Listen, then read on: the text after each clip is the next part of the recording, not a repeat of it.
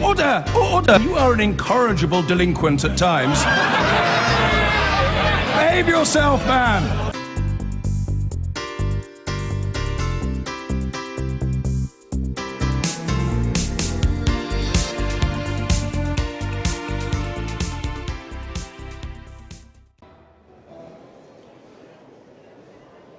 Morning, folks. Welcome to the Daily Politics. Shadow Chancellor John McDonnell says he won't let key industries like steel collapse, and Labour will protect EU funds to deprived communities after Brexit.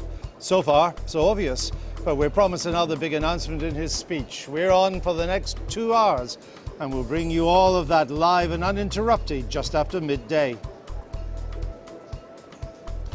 Back in Downing Street, the PM's folk have hit back at claims Theresa May soft-pedaled on curbs to immigration in the run-up to the referendum campaign. So who's right and who's wrong in the Tory Brexit blame game? A Minister for Peace and talk of scrapping Britain's nuclear deterrent. Are the nation's defences safe with Labour? I'll be asking the Shadow Defence Secretary. And Adam takes a look inside the other Labour gathering here in Liverpool. This whole thing is organised by Momentum, the group that grew out of Jeremy Corbyn's first leadership campaign, so they've got their own stall.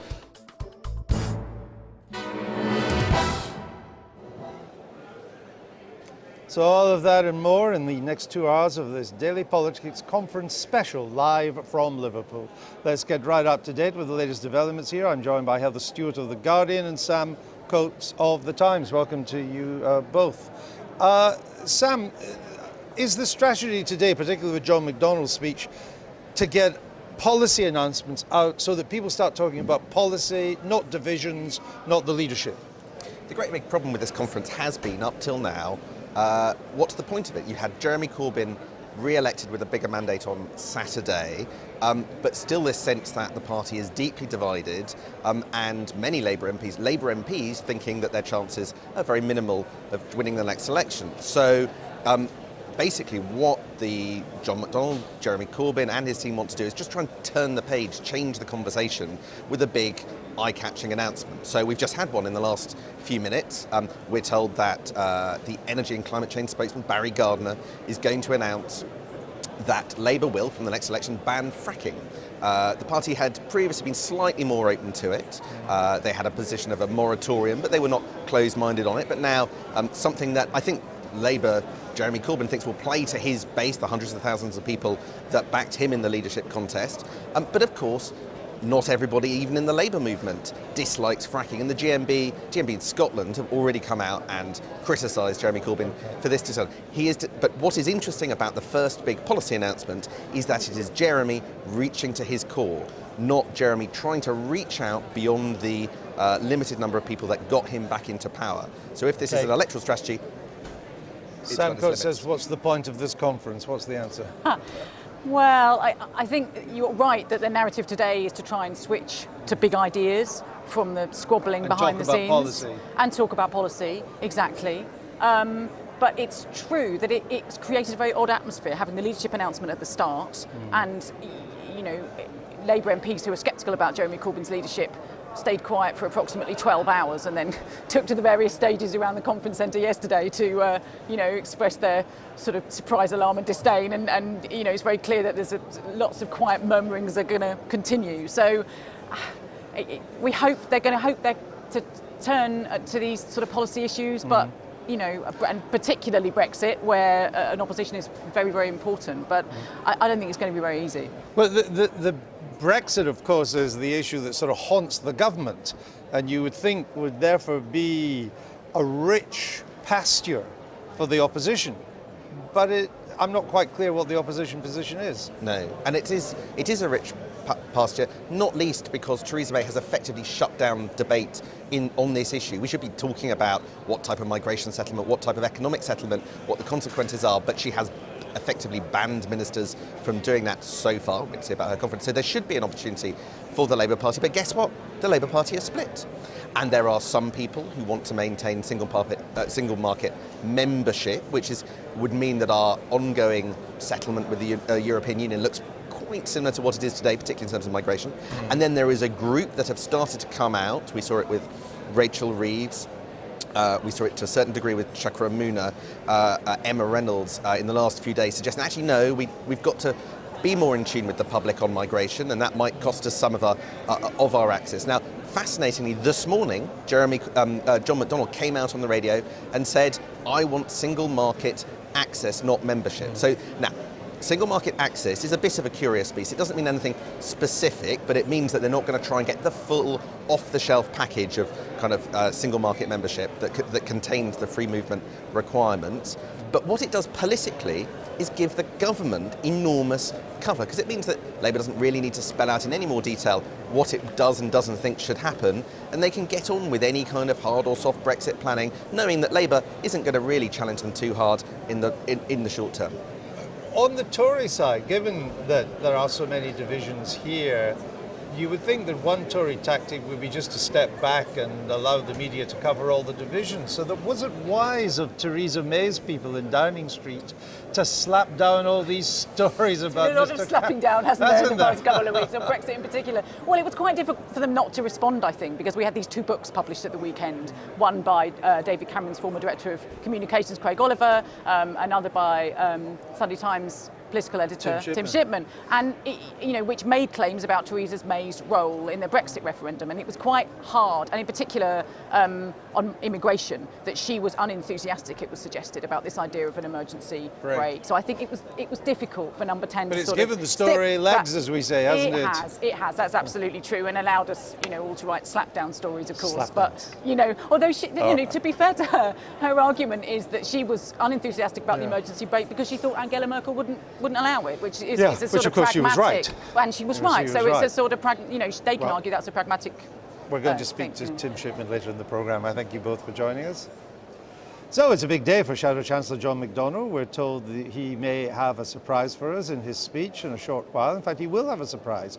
But we've got some idea of what else he's going to say. He's going to commit to spending more than £10 billion to make up any shortfall in funding for deprived regions resulting from Britain's departure from the EU. He'll also say Britain needs an interventionist government working with companies, and he'll promise to borrow more money, quite a lot more money actually, for long-term investment.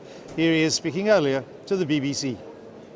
So our proposals is to set up a national investment bank, to allocate 100 billion towards that. That will lever in at average leverage rates another 150 billion, and that will be invested in our infrastructure and in skills, and it will be distributed around the country as well, so that we can, we want to be like an entrepreneurial state. That's the new concept of how the government could act. With borrowing so cheap at the moment, that would enable us, we think, very quickly to actually ensure that we could cover the cost of that by ways of increased tax revenues as a result of more people employed. It's not a huge amount, and remember, the Bank of England only recently put 75 billion into the economy through quantitative easing, so it's not anything on a massive scale, but it will trigger other investment coming in from the private sector.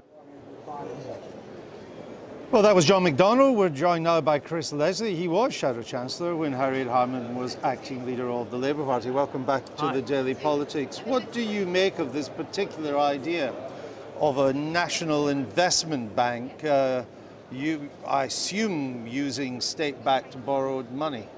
Well, I mean, there's quite a lot to be said about the package that John McDonnell is coming forward with. I think there is a sensible critique of the Conservatives. I think in the Brexit 2-year negotiation, we could reasonably say deficit reduction should be paused. I think that would free up money for infrastructure investment. The worry that I have is this suggestion of £500 billion. I mean, that's an awful lot of either borrowing or extra taxes to be raised. It's about 70% of all current government spending. In order to raise it, you'd have to double income tax, you'd have to double national insurance, you'd have to double council tax, and you'd have to double VAT as well. And so, isn't he planning to borrow it? Well, I think we need the detail, and the worry that I have is that the Labour Party has to come up with credible policies that don't send the taxpayers running off into the hills. I suppose the argument would be interest rates are at historic lows at the moment. 10-year British gilts, government bonds, are paying a yield of only about 0.8%. It's a cheap time to borrow for the long term. So why not do it for long-term investment? And I think you could legitimately say, let's pause deficit reduction for a couple of years. That should be our pressure on Philip Hammond and the Conservatives, who I think have really been sort of playing for time for the autumn statement. That's government policy. We should be pushing for that. That should be our attack on the Conservatives. The problem is, if John McDonnell sort of overreaches by, making out he's got this magic money tree in his back garden that can be shaken and everything can be sorted out, the public just won't. They'll sort of say it doesn't add up. And that's, I think, an important principle, which is one of the reasons I have disagreements with John McDonnell and Jeremy Corbyn. I think you've got to be straight and honest with the public about where the money comes from. If you overpromise and then get into government, can't deliver, that really is a bad state of affairs. Do you know what he means? He used this phrase this morning on the BBC, the entrepreneurial state. Well, I think there are some people he's been talking to, Professor Mariana Mazzucato, one of the academics who's been sort of consulting with him, trying to sort of find ways of, in a, I think, either voluntary sector, third sector, non-profit way, helping get new activities and entrepreneurialism going.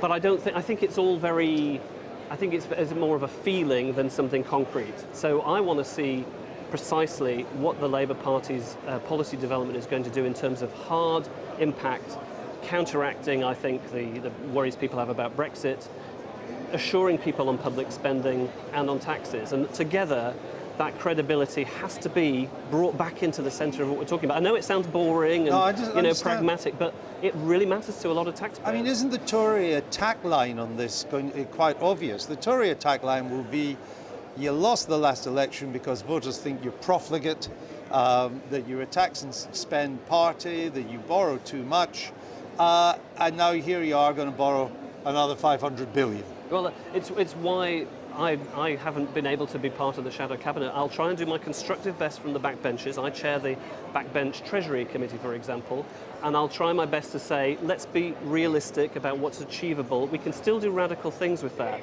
But if you fall into this almost sort of populist mode of promising everybody everything all the time, the public can say, this doesn't quite stack up. And that's one of the principal reasons I find, my beliefs don't marry up really with what John is offering right now. So you're not up for going back into the shadow cabinet? No.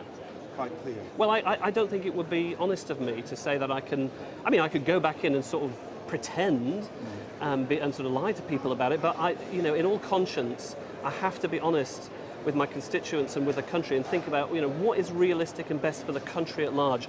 And that, to me, I'm afraid, has to come first. You had Sam Coates mention earlier from the Times about Labour's position on the single market and what its policy should be, holding the government to account as the government struggles to define what our relationship with the single market will be.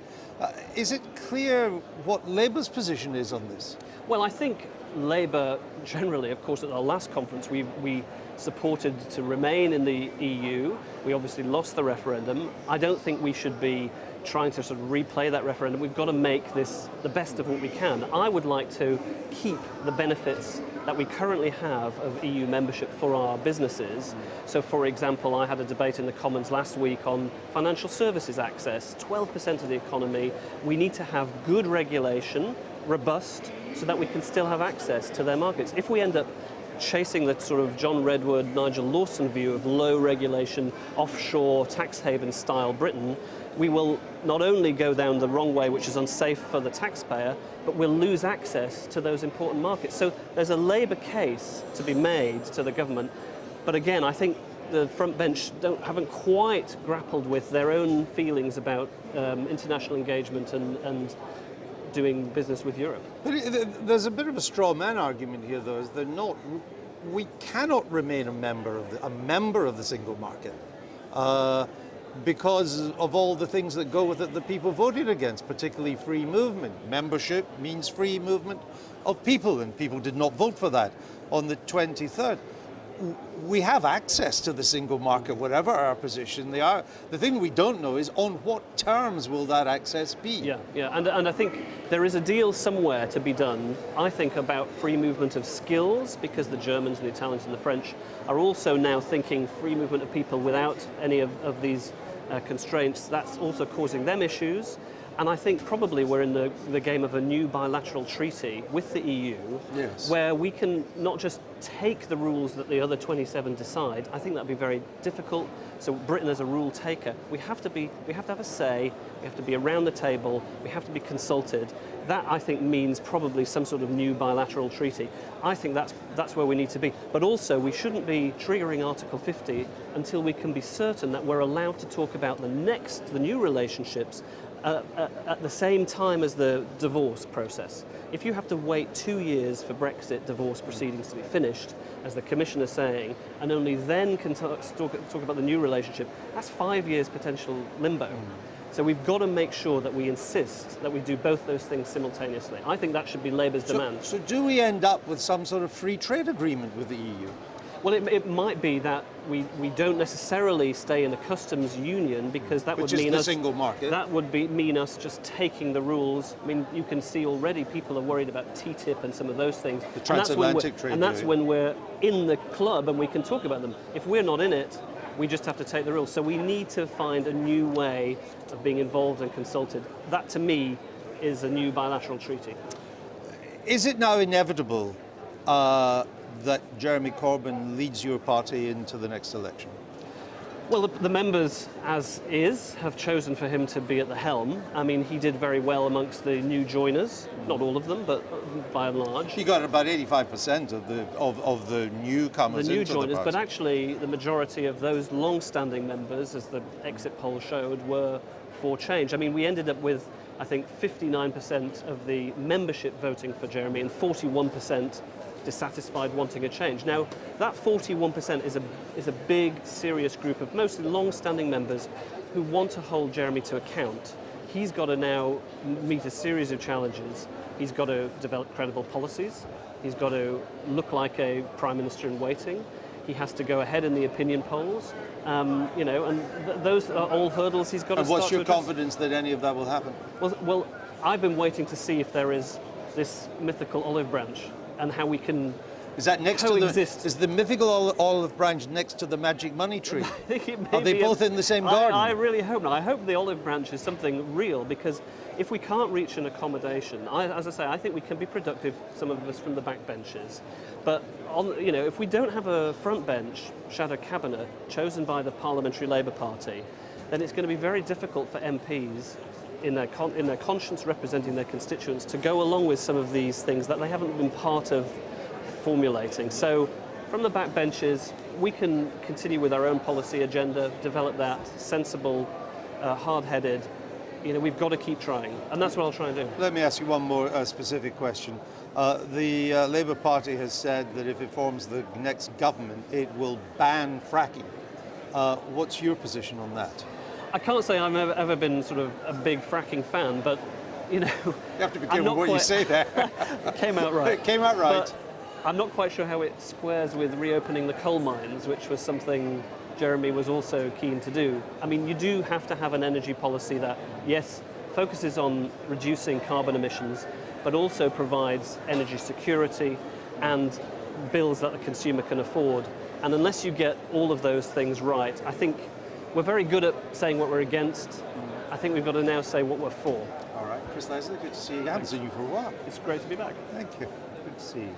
Now, talk of splits and infighting, of course, continues here in Liverpool. They always do at party conferences, but the Conservatives who meet for their conference next week in Birmingham obviously don't want to be left out. At least that's how it seems. Prime Minister Theresa May has this morning had a rather pointed dig at her predecessor, David Cameron, after claims that he called her lily-livered. That's a Cameroonian word, my goodness.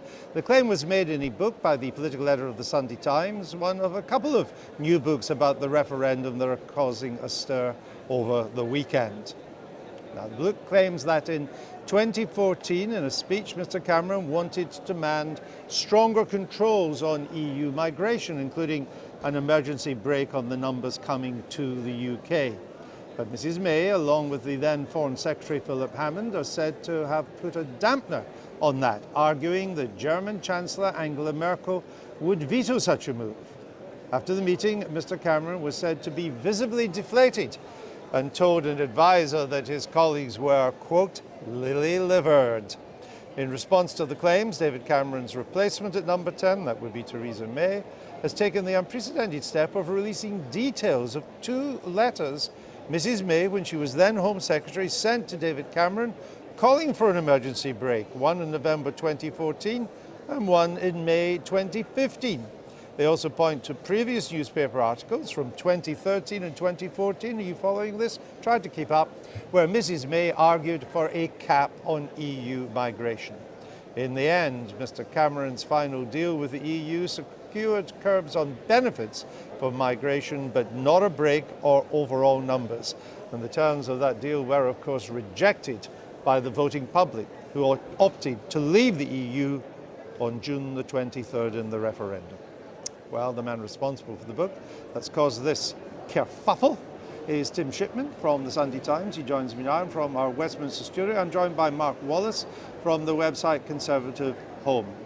So, Tim Shipman, turns out Mrs. May wanted a break. Well, she appears to have wanted a break a week before this meeting, and she appears to have put her thoughts in writing to the Prime Minister 6 months after this meeting.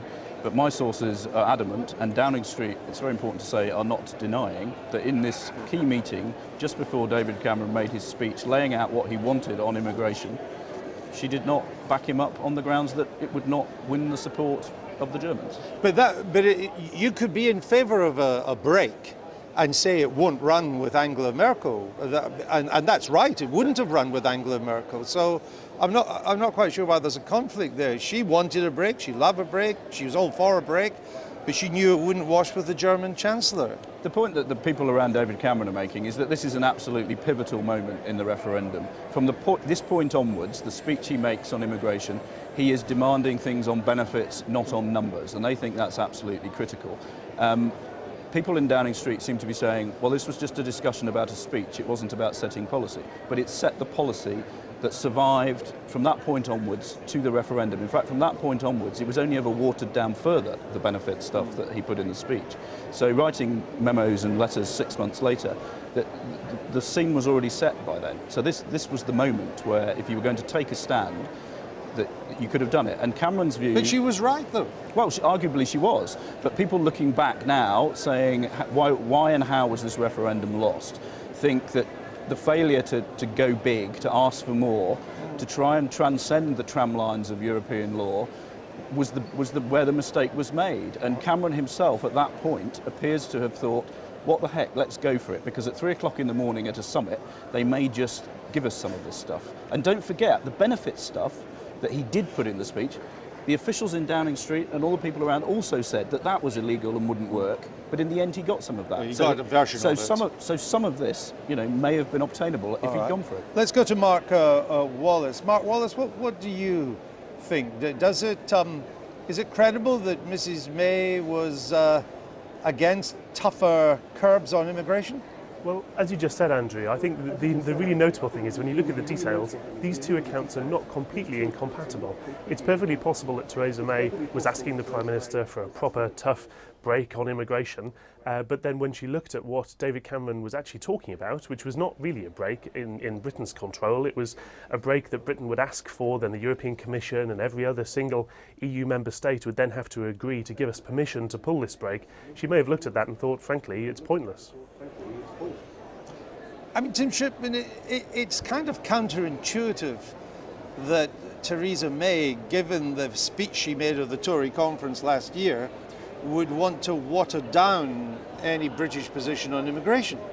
Well, I mean, but I think that's probably why it's news, Andrew. That's why it's interesting. Because the debate now is about what lessons can be learned from how the referendum campaign and the renegotiation was conducted in terms of how we now go forward to negotiate Brexit.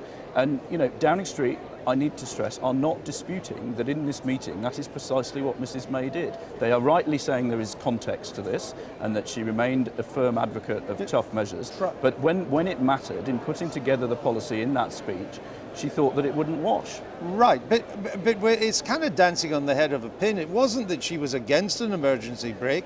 Indeed, she was in favour of an emergency break. It's just that she didn't think, and all the evidence suggests she was right, that you could sell that to the Germans in general and Angela Merkel in particular. So I don't understand what it tells us beyond that. Well, it tells us that she wanted to work with the grain of the system, and that David Cameron, who actually ended up working with the grain of the system as well, you know, at the one moment where he felt, actually, shall we try and do something more radical, she didn't seem to want to do that. But he could still have forced it through if he wanted to. Of course he could. And, you know, when you read the rest of my book, Andrew, you'll see that David Cameron is not exactly escaping scot-free himself. Mark Wallace, we've also had Craig Oliver's account of the referendum campaign. He talks of a submarine strategy by Theresa May, that she was pretty much invisible during the referendum campaign. That's quite accurate, isn't it? It is pretty accurate, and you've got to say, in retrospect, that was also something that turned out to be quite wise. I think the really interesting thing is these are two very different books. Tim's is evidently a journalistic account.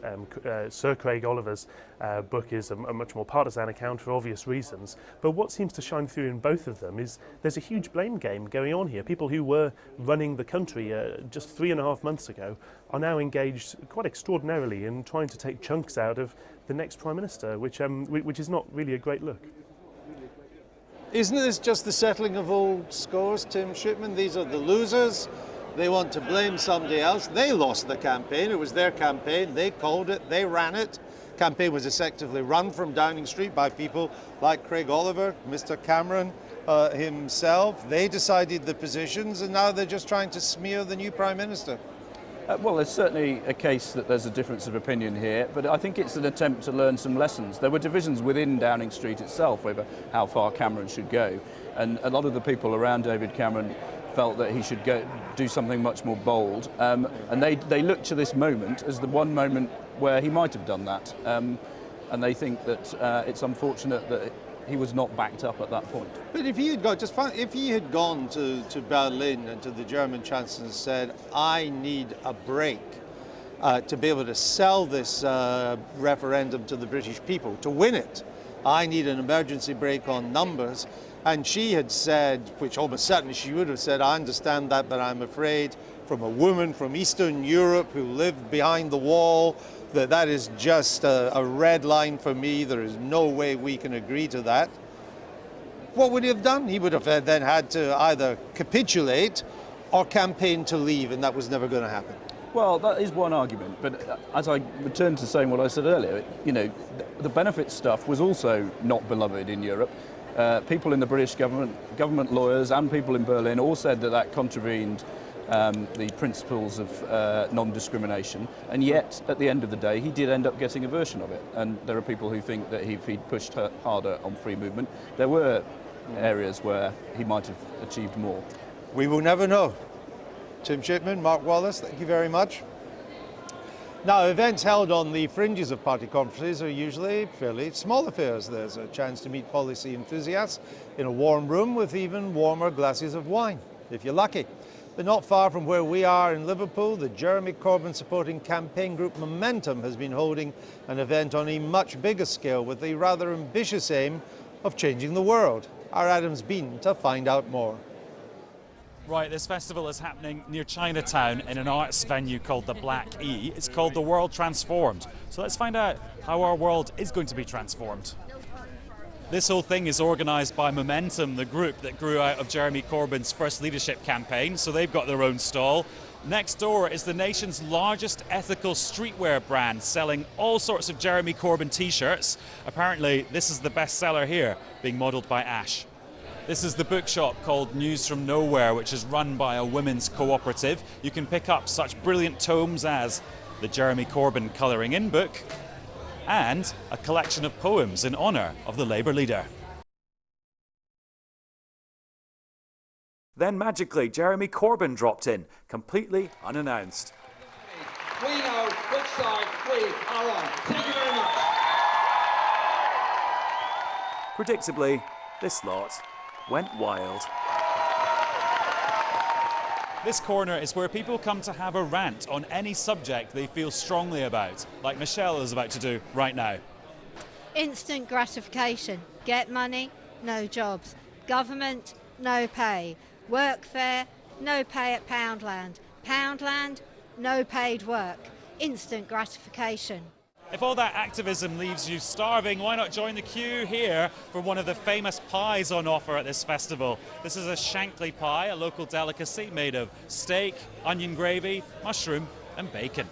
The whole hall is dominated by these massive banners for causes ranging from the Liverpool dockers to climate change to people who've been killed in police custody.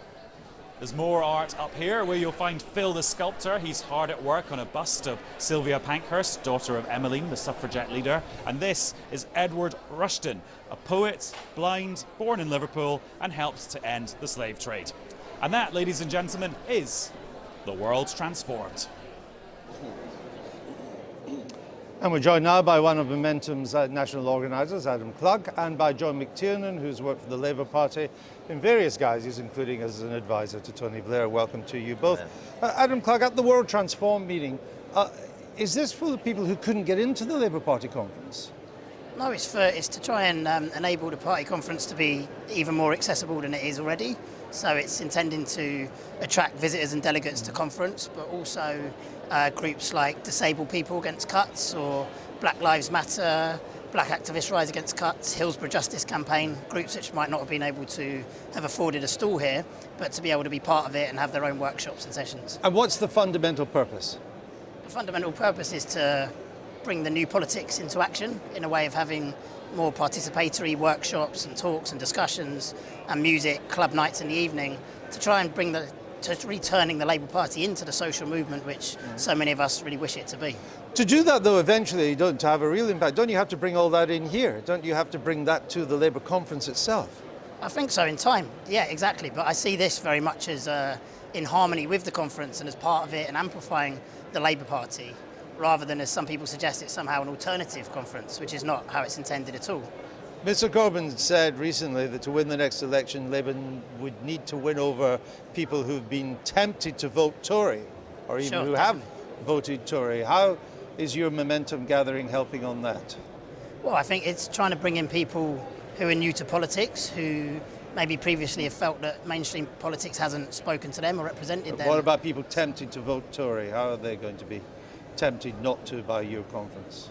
Well, absolutely. Well, people who are affected in their lives by all sorts of different issues will vote a different party for a number of reasons, and a lot of those people will come to the World Transformed and see it as a space where they can have their voices heard. I'm not sure how you attract Tory-inclined people by selling mugs that say Tories are vermin and T-shirts that say still hate Thatcher. I haven't seen those mugs saying Tories are vermin. I haven't seen. You must have seen the Still Hate Thatcher T-shirts. I haven't actually seen either of those things at the World Transformed. But you've been to Momentum. But it's the World Transformed is a diverse range of people speaking on a number of issues. Over 200 hours of workshops, discussion, debate. 200 hours? Over 200 hours overall. Wow. There's a number How are you going to attract anybody outside political geeks to want to be there for that? But it's not. It went on until 2:30 in the morning on Saturday. There'll be another big music night on Tuesday. And it's amazing. On Saturday night, I was talking to a number of disabled people who are from Liverpool who come along, and it's a fully accessible space, and they were like on the dance floor, and then I was having a chat with them outside, and people were saying that for the first time in a very long time they felt this is a place that's really truly inclusive. And I think there's still a lot more of a way to go. But Momentum has brought a lot more people into the party, a lot younger people into the party, people who have not previously been involved in party politics into the party. What's wrong with all that? Probably the most serious thing is that they would define their politics around a set of issues and ideas which are completely unpalatable to the British public. That I saw the energy at Momentum. I was there yesterday. I went round and saw lots of people, saw lots of the meetings. But these are not mainstream political ideas. They're the ideas of the fringe, and the reason they're on the fringes of politics is because they're not popular. And so the danger is... Such as what? They're anti-capitalist, which is in the end anti-growth, which is anti-wealth, and therefore anti. But that's not a policy. Country. Anti-capitalist is a frame of mind or a strategy. What policies are Momentum espousing that are unpopular? Reaching out to disabled people? Why would that be unpopular? No, those aren't policies, they're ways of working. I mean, I think they're a very friendly and a welcoming environment to go into, but the Momentum mindset is that if more people talk more about John McDonnell's economic policies to people, they'll convince them that printing money is the way to save the economy. And it's not a strategy because it's not a message to sell. What is, in your view, the momentum mindset? The momentum mindset is it's a very large Jeremy Corbyn fan club, and good on him to have a large fan club. Yeah, every leader would like to have a fan club. That's right, but a political party needs activists, and one of the complaints I've heard from MPs and councillors who are here is that Momentum members join the party and then go to Momentum but never are out active on doorsteps, they never leaflet, they never campaign. So, is that right? Well, not at all. And I think let's think about it. Labour lost 2 general election victories, and we now have the biggest. Lost 2 general elections. Very good point. Yeah, apologies. But we now have so many new activists who we can be getting out. They are out campaigning for Labour. And they Labour. are out campaigning. Momentum for Labour hashtag was proved really, really effective with activists up and down the country in the May elections, in the mayoral elections. I mean, I get lots of tweets by-elections. from Momentum. They're campaigning for Labour. And Momentum are criticised when they're not. Cause sometimes Momentum don't even want to obviously be branded as Momentum, so they're just Labour activists out campaigning, but then they'll be criticised. Andrew, you and me love Twitter. We love Twitter, but Twitter's not the world. Twitter is an echo chamber, and so that's not campaigning. It's not persuading. It's normally the exchange of views with people who you agree with. It's not. Isn't there a problem persuasion. though that many people will regard Momentum and the kind of people who are at this Momentum gathering as the future for Labour? That's the future, and that the parliamentary party. Will have to start being more representative of the future rather than dinosaurs such as yourself. Well, what we actually see is as members join the party, there's an enthusiasm for Jeremy. The members who joined last year lost their enthusiasm for him after the Brexit vote because they blamed him for Labour's poor performance in mobilising our voters. And so obviously people go through a journey when they join a political party. I mean, I say good on Momentum for organising their events, good on them for bringing people into politics. But the thing is, politics is about persuasion, and persuasion is based on conversation, and that's an exchange of views, not the transmission of a set of views to which there can be no variance, and that's my problem. Well, first of all, I think it's great you came yesterday and saw what the World Transforms about. But the idea of talking about the Momentum mindset is a fundamental misunderstanding of a pluralist range of views, empowering loads of people to come in and engage, express their opinions, discuss, debate, listen to alternative viewpoints. It's not a place with a fixed mindset and sort of indoctrination. I'm sure that's not how you experienced it yesterday, and that's not. I'd encourage you, Andrew, to come along as well and see what it's like. Is that an invite? Yeah, absolutely, yeah, please. Can I get one of these pies? You can indeed, yeah. Tomorrow night there'll be a big one. Are you not a little bit worried about some of the merchandise that has been in offer? You said you hadn't seen the stuff. What about some material in offer that says join the British Army and get free prosthetic limbs?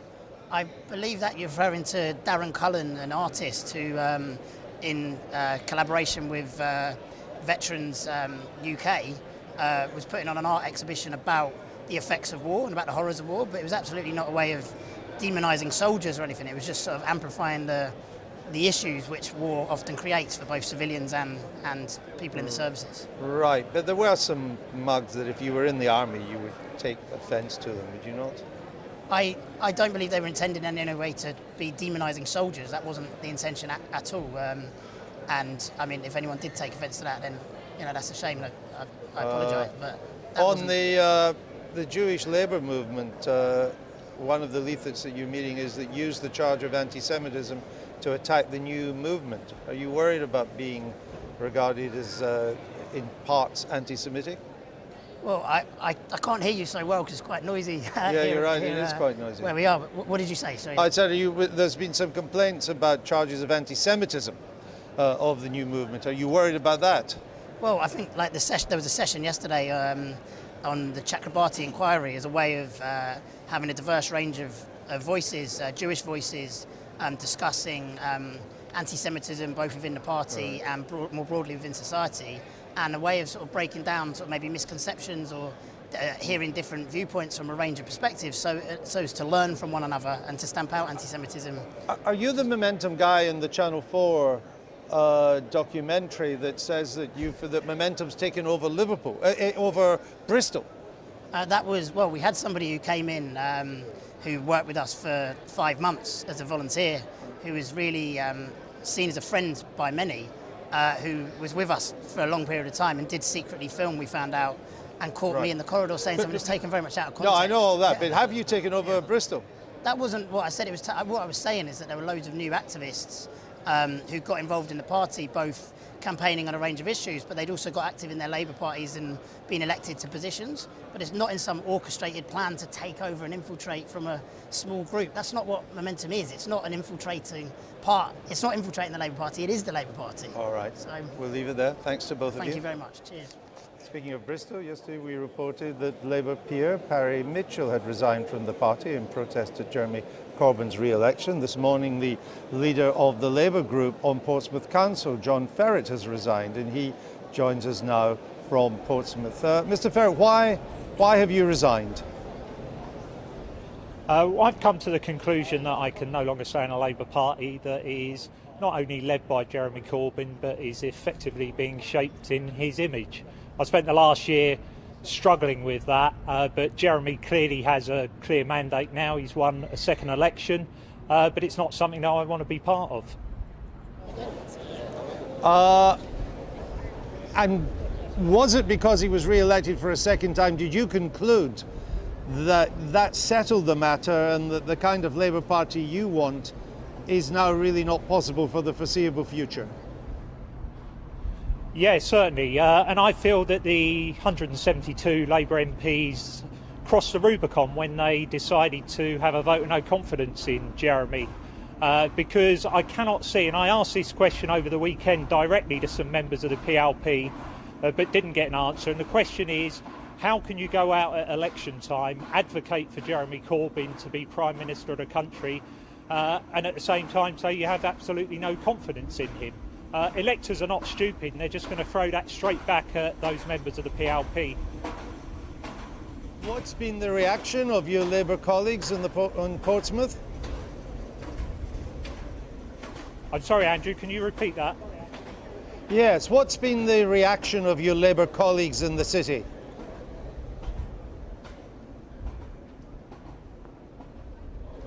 Nope, I think he's struggling to hear. There's a lot of noise coming there, so I think we'll I can hear you. leave it there. Mr. I Ferret, can hear you now, Andrew. Oh, you can hear me now. I just wondered what the reaction of your Labour colleagues in the city had been.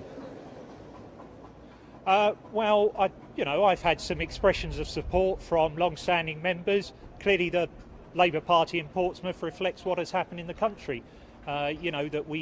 The Labour Party in Portsmouth has gone from 400 members to over 1,700 members in the last year. Those people that I campaigned with and worked with prior to 2015 appear to be very supportive, but I suspect those that have come in subsequently, and particularly those organised by Momentum, will be glad to see the back of me.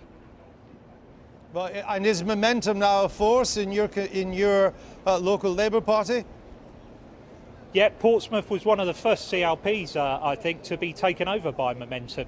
Shortly after Jeremy's election, Momentum took over all of the officer posts within the CLP. I would argue that Portsmouth is right in the vanguard of Momentum. It's a Momentum stronghold. And clearly over the past year I've faced a lot of hostility from them because I have a completely different political perspective. All right, Mr. Ferret, we'll leave it there. Thanks for joining us and struggling through the sound problems and the wind and lots of noise all over the place. I'm very grateful. Always windy here, Andrew. Cheers. All right. Very well, thank you. And that's the news from Portsmouth. We're joined now by the Labour Mayor of Bristol, Marvin Reeves. Welcome to the programme. What's your reaction to his resignation? Well, I mean, to be honest, it's the first I've heard of it just now, so it's a bit of a surprise, but we need to keep people on board. I think the critical thing for the party's future that we have a genuine diversity of thought and diversity of argument to make sure that the propositions we take to the country are as rich as they should be. He was saying there that Momentum had taken over the local party in Portsmouth. Has it taken over the Labour Party in Bristol too? No, and we worked very hard through the whole election campaign to make sure that we are protecting the space in our party to have rich debate. I mean, clearly, sometimes that went over the top, and we're dealing with some of the consequences of that now. But as the leader of my party in Bristol, I'm really keen to make sure that our local debate, not just within the Labour Party, but across the political parties, as I say, is as rich and dynamic as it should be. Well, so when Adam Klug, who we had on just a few moments ago from Momentum, said in the Channel 4 documentary, The Battle for the Labour Party, referring to Momentum after a visit to the city of Bristol, they are taking over. They've taken over all the constituency Labour parties in the area. They're completely like running the Labour Party. Well, look at what I'm doing in my city. I've delivered a cross-party cabinet, 6 women, 4 men. I've got a Liberal Democrat, a Green Party member, a Conservative in my cabinet. We're building a big support base across business, the voluntary sector and the political parties. We've taken city governance outside of local authority alone to the whole city. Right. That's not a party that's looking in on itself. We're determined to deliver real city governance that looks out on itself. But have they taken over the constituency Labour parties in the area? No, they haven't. So when he says and that's not true. I think too, Andrew, one of the important things, and I think it's the important message we want to bring to this conference here, is that the domination of local politics, city politics, by the Westminster conversation is one that needs to be put. We need to move beyond. I'm one leader of one of the 10 core cities. Between us, we oversee 19 million people. What we need is the Westminster debate to begin to wrap itself around how it supports city leaders to deliver, not asking the city leaders to keep commenting and wrapping itself around the Westminster debate. How important is the devolution of powers to cities like yours and high-profile mayors such as yourself? London has, Manchester about to have, and so on. How important is that in rebuilding the Labour Party? It's absolutely essential. I mean, devolution is not just important in rebuilding the Labour Party. It's important to building our about. Cities. But yeah, it's absolutely essential. And one of the challenges that we as the core cities will be bringing to the party today is that they need to be much more proactive in supporting the devolution agenda. We want to take responsibility, but we don't want this to be a hospital pass. We want to take responsibility for our populations and deliver for our populations, but we need the powers to be able to make sure that we get the homes built, we get the transport systems working. What's the one big power you would like to have if you could get it tomorrow? Transport. We are making good headway on building houses. We have a fantastic political lead on houses, but we really need to be able to get hold of our transport. You cannot have great cities without a great transport network, and in Bristol we face some major challenges. And if you did have that transport power, what would you do with it? We begin to shape the bus routes in the first instance, who gets served, so we don't end up with isolated communities. Right, and that comes from local knowledge. Yeah, absolutely. And local demand. Local knowledge, not just in local government, but with our bus providers as well, with our voluntary community sector organisations and with business. You've said that you oppose austerity. Everybody seems to oppose austerity these days, but is it not true that you face 1,000 job losses in Bristol City Hall? We've offered up voluntary severance in the aim of balancing our budget and setting a legal budget for this year, which we must do. So unfortunately we've had to go to our workforce. What we've said is, I think that many aspects of austerity are a false economy. I think they may save money in the short term, but because they cut back on our ability as local government to invest in preventative services around public health, improving the skills base of our workforce, it will actually cost us over the years to come. And is there an appetite for more power? Let me do this in 2 ways. The people of Bristol, would they want more power devolved to their city? I think there was, and after the Brexit result as well, there was a bit of it was a spoof, but I think it was indicative of the kind of city we have about people declaring an independent state. With a distinctive political culture. Yeah, and I think we do need to respect that, looking more towards the American model where city governments have genuine power, a genuine sense of sovereignty. And tax-raising powers. Yes. Would you like that too? Yep, I would. Right. But don't attach the tax raising to me. Tax managing taxation powers. Because there'll be a bit of a. Look, this Conservative government, has kind of started this process of empowering local government, cities, around cities. Hasn't gone nearly far enough for you. But do you detect an appetite in Whitehall to devolve more power to the cities? Well, it's difficult to know right now with the change of government. We're seeing where they're standing, but my understanding was that the deals we struck around the devolution deal 1 for the West of England was the deal that was on the table, so we can continue with that.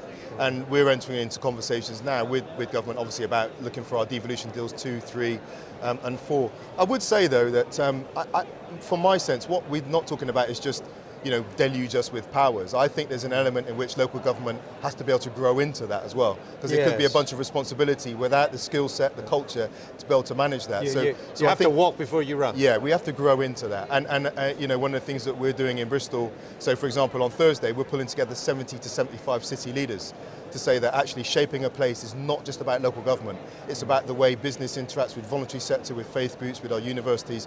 So we need to set up a structure that allows us to run a place, not just local government. And your own party, the Labour Party, Labour leadership, is it now on side for this kind of city devolution, do you think? Well, of course city leaders are, and we're a major part of the major party. I worked that bit out, that the city leaders were in favour. What about the party We're getting leadership? a sympathetic ear, and and again, this is part of the conversation being here today, and one of the things I'm going to talk about from the conference floor tomorrow. They need to support us to deliver. That's where you'll see evidence of what Labour leadership can do. But when I say Labour leadership, I want to be clear again that the fault lines of national politics don't always easily translate to a local level, where we have to be very pragmatic, we have to deliver. So as I said, in my cabinet, we are a cross-party cabinet. And we work with the challenges of that, but we know it's good for the city. And it creates a different kind of political culture. So you say a cross-party cabinet, so what's the composition then? What parties are in the cabinet? Well, beside me, I have 9 cabinet members, right. 6 Labour, and then I have a Liberal Democrat, a Green, and a Conservative. Right. And does that reflect broadly the political balance in the city?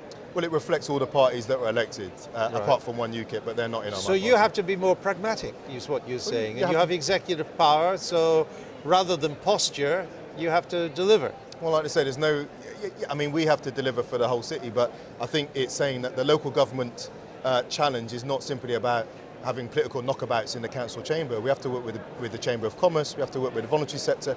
If some of those people aren't interested in some of that knockabout, I think it's really important that we have meaningful political debate. I'm not undermining the importance of that. But what we are not in is simply just a contest for who can get a headline in the local paper. What we're working at is how we're going to deliver. And at some point, councillors at a local level just have to deliver for people. And that's the culture and the structure we're trying to build. How long are you in power for? When are you up for re-election? 2020. And you took over, it's a 4-year term? Yeah, I took like over the in London mayor? Yes. And are you up for another term? I'm enjoying it. You're enjoying it? It's a challenge, and it's one of the aspects of politics that people don't always take on. Right. I'm still a human being, I'm a father, I have children, and that adjusting to all that is a challenge. It'll never catch on. No, but it's enjoyable, it's a meaningful job. Right. And not only does it mean something politically, but I think it means something for the city. But what happens, I understand the devolution to the cities, and you can see how that's working, sort of relatively coherent political entities. But what about devolution for those folks who don't live in cities? Well, that's our devolution deal. It's to the west of England. So we are worked up with Bath and North East Somerset and South Gloucestershire with obviously heavy rural populations. But again, I meet the leaders of my neighbours, and that's where we have to be very pragmatic and say, right, how are we going to work together? And there's some baseline where we are delivering for our local populations. And what do they need?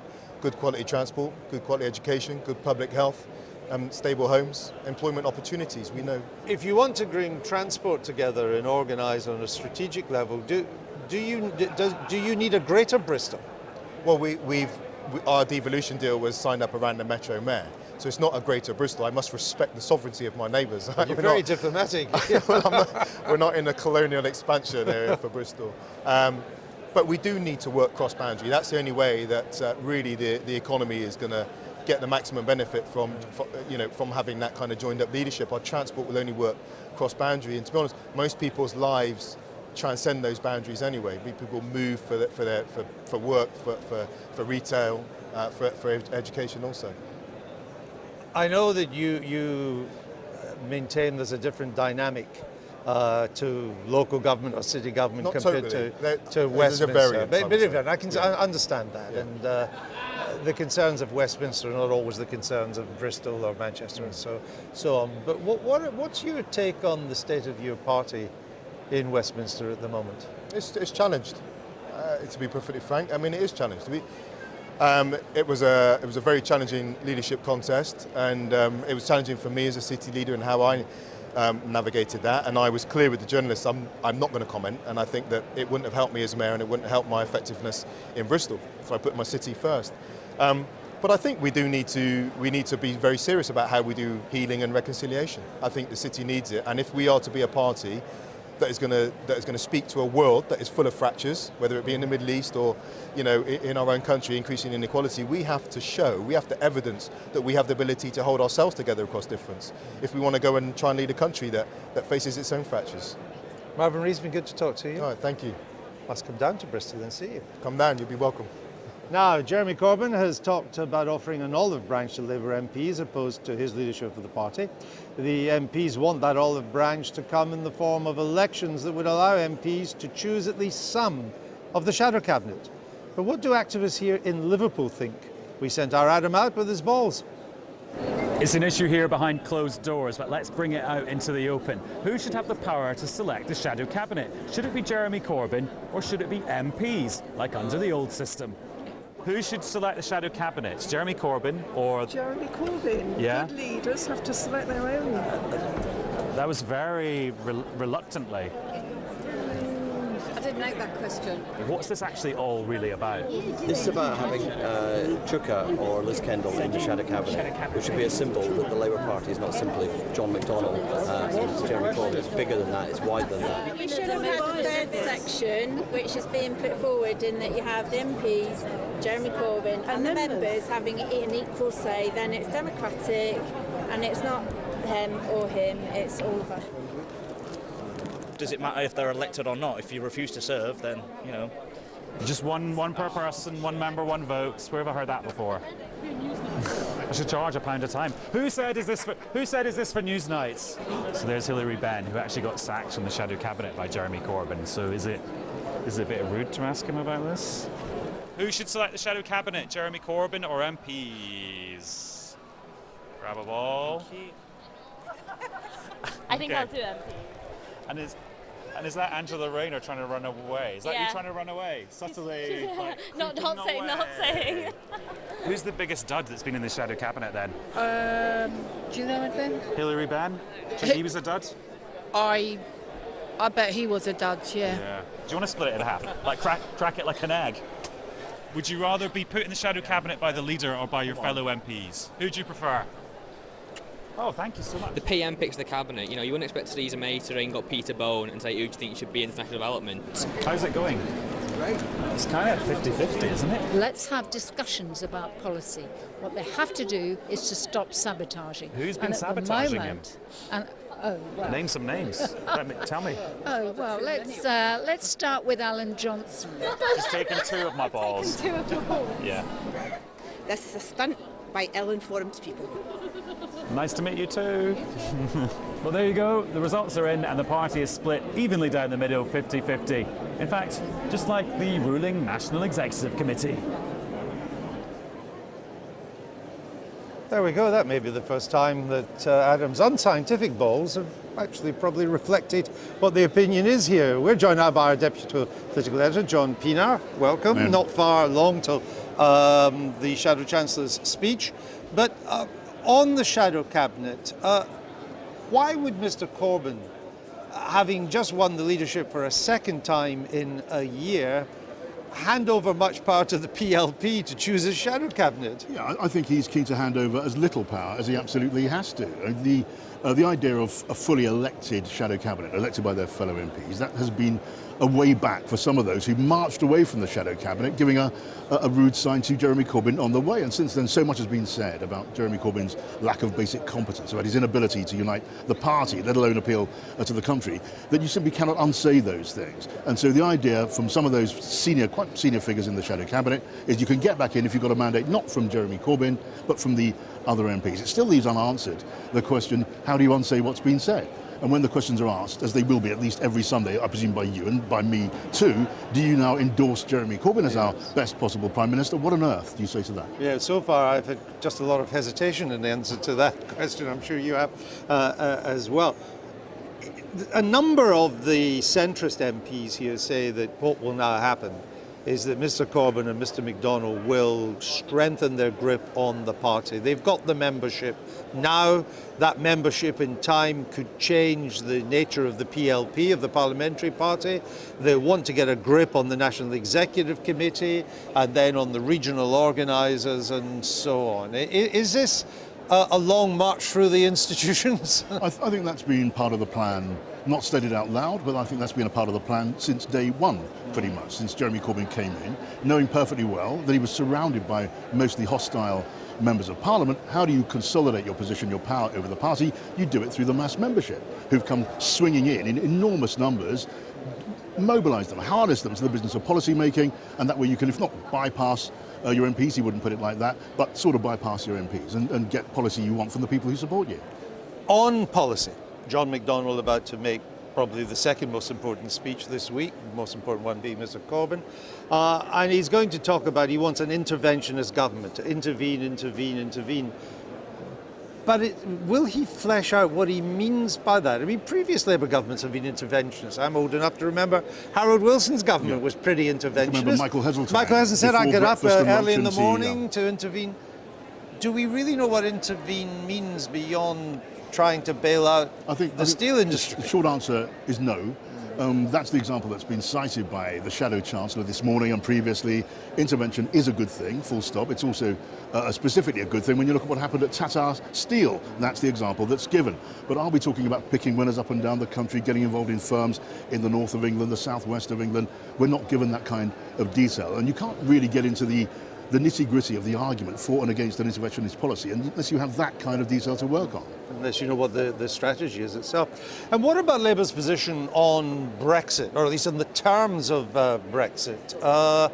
There seemed now to be an acceptance by John McDonnell that we don't remain a member of the single market, but we will have unspecified as yet access to the single market. Yeah, I think there's room for further clarification, put it that way. With the government and the opposition. That is so. There's room for really rather a lot of clarification. In the case of the Labour position now, the leadership position, John McDonnell, I was talking to him yesterday morning, and he was saying, look, you've got to respect the vote of the British people in the referendum. Fine so far. He's not going the Owen Smith route during the leadership contest of saying, let's have a second referendum. No. But he left open the option of rejecting the terms of Brexit, as thrashed out during that period, that 2-year period of Article 50, as they're called, negotiations, and then maybe putting opposition in the manifesto, which begs the enormous question, if you oppose the deal and you put it in the manifesto and you win, then what do you do?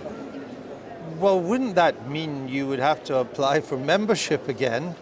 And if you have to reapply for membership, would that not mean you accept the euro, you accept Schengen, the free movement, and I don't think they're going to give us the rebate back. Yeah, I mean, what we know about this process is once the deal is done, when the terms are agreed, and remember, the Article 50 process isn't about coming to a deal.